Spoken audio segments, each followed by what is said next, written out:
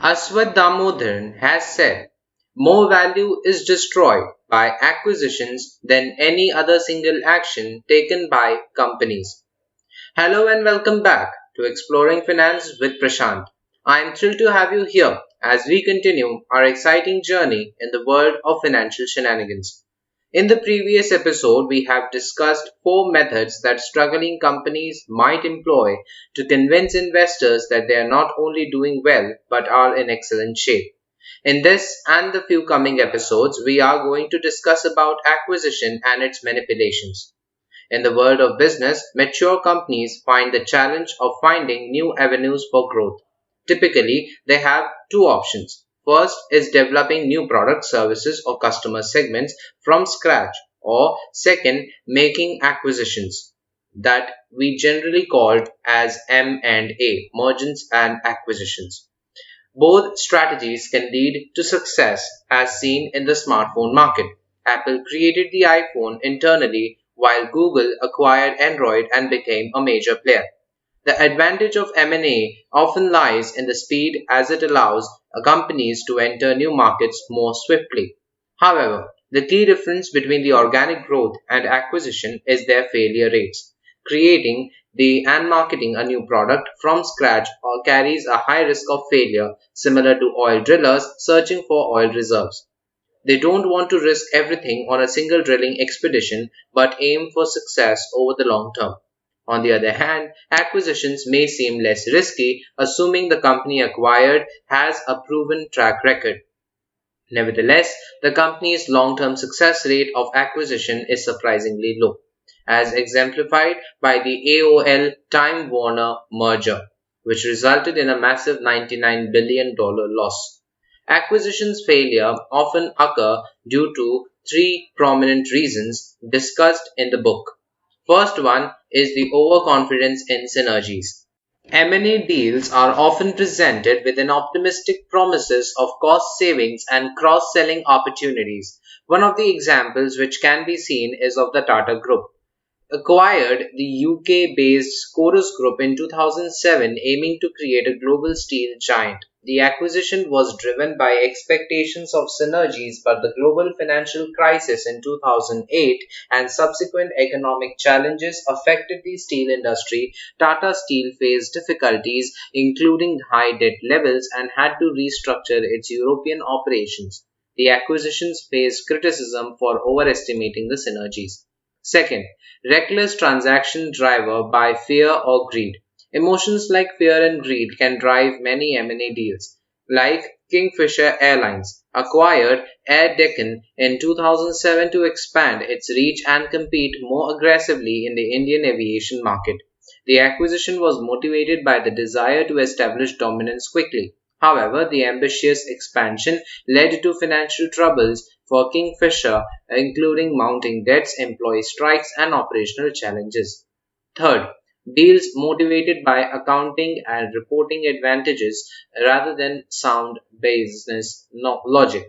Some acquisitions involve deceptive accounting and reporting tactics aimed at inflating the acquiring company's performance. These tactics can make it challenging to detect underlying business problems. In 2009, Satyam Computer Services, one of the India's leading IT companies, faced a massive financial scandal.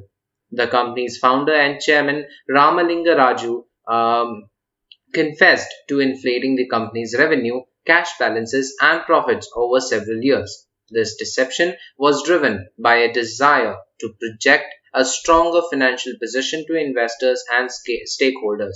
The scandal resulted in legal action against Raju and had a significant impact on the Indian IT industry's reputation. Now that we are aware of acquisition and its cause for failures, let's start with the shenanigan of today's episode, artificially boosting the revenue and earnings. Challenges we face when analyzing the financial statements of acquisitive companies arise from the way certain costs and cash outflows are accounted for. Typically, these costs should be recorded as expense on the income statement and reflected as cash flow reduction from the operations of statement of cash flow. However, in acquisition accounting, these expenses and cash outflows are often categorized differently.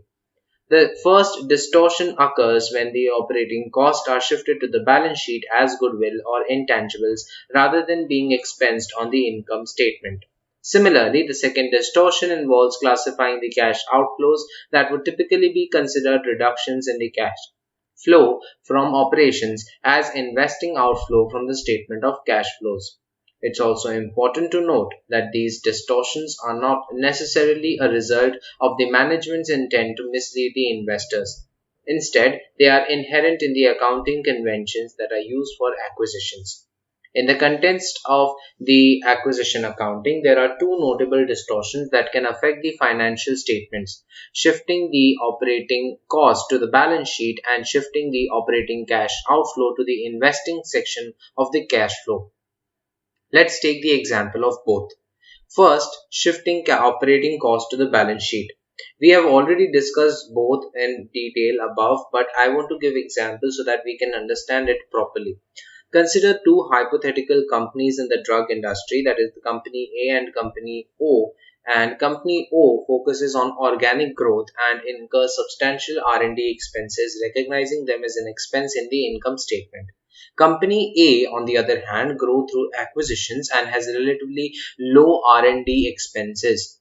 And under GAAP, let's say, Company A capitalizes many acquisition related costs on the balance sheet, often as goodwill or intangible assets.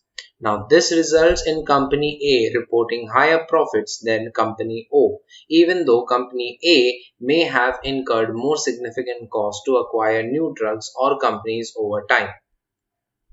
Second, shifting the operating cash outflow to the investing section. Cash paid for acquisition is classified as an outflow in the investing section of the statement of cash flow rather than the operating section under acquisition accounting rules. This can create an impression that acquisitive companies generate more operating cash flow compared to their organic counterparts. However, it's essential to note that acquisitive companies may have a substantial cash outflow due to higher costs associated with acquiring entire companies. Moreover, changes in the working capital resulting from acquisitions are also reflected differently. If working capital increases due to an acquisition, it's classified as a reduction in cash flow from investing activity and not operations, which can further distort the perception of the operating cash flow. Let's discuss some techniques in detail related to artificially boosting the revenue and earnings. First one is the pre-deal profit manipulation tactic. In mergers and acquisitions, strategies to enhance the profit and portraying a more promising financial outlook for the future periods is often deployed during the stub period.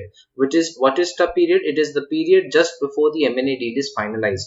During this phase, some target companies may experience a conspicuous slowdown in revenue growth shortly before the consolidation, raising suspicions about the accuracy of the reported figures. Now, this can be seen in the example of Salix, whose quarterly sales displayed intriguing patterns. These patterns included a surge in the sale during the initial quarters of 2014 when Salix was actively seeking a buyer, followed by a significant drop in the sale just before the Valiant's acquisitions. The subsequent period after the Valiant's acquisitions showed a dramatic growth in sales and prompting questions about the authenticity of these figures.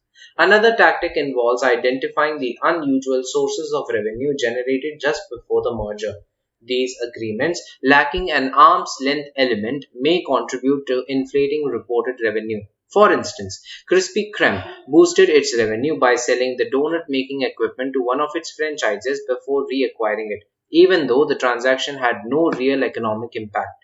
Recording such transactions as revenue can create a positive image among investors.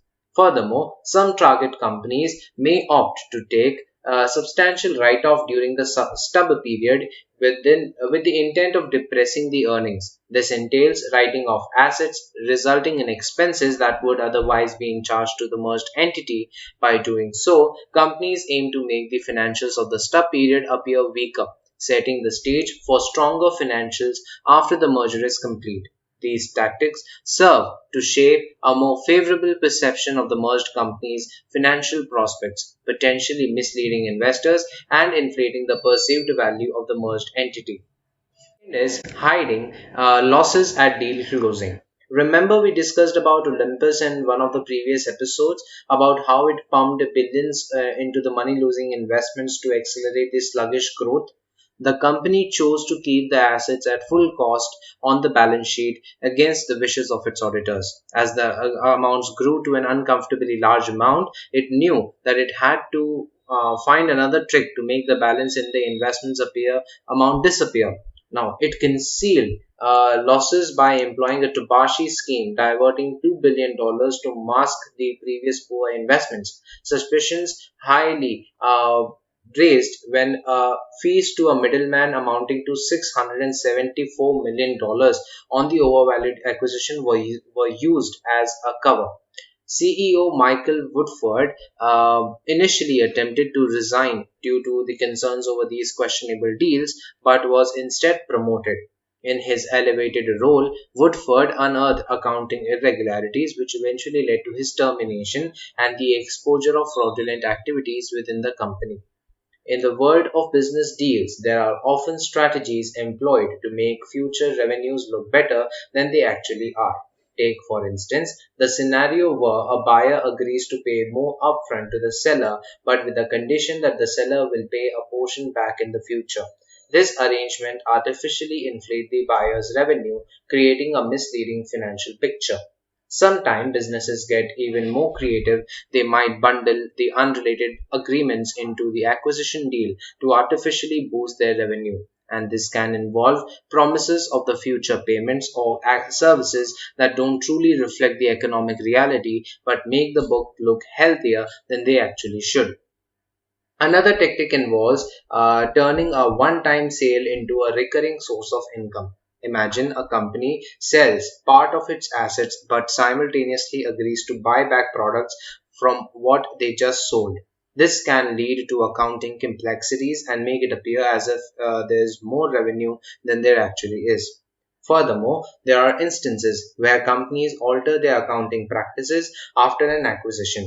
This change can make it seem like they are earning more money, even if it doesn't align with the actual sales.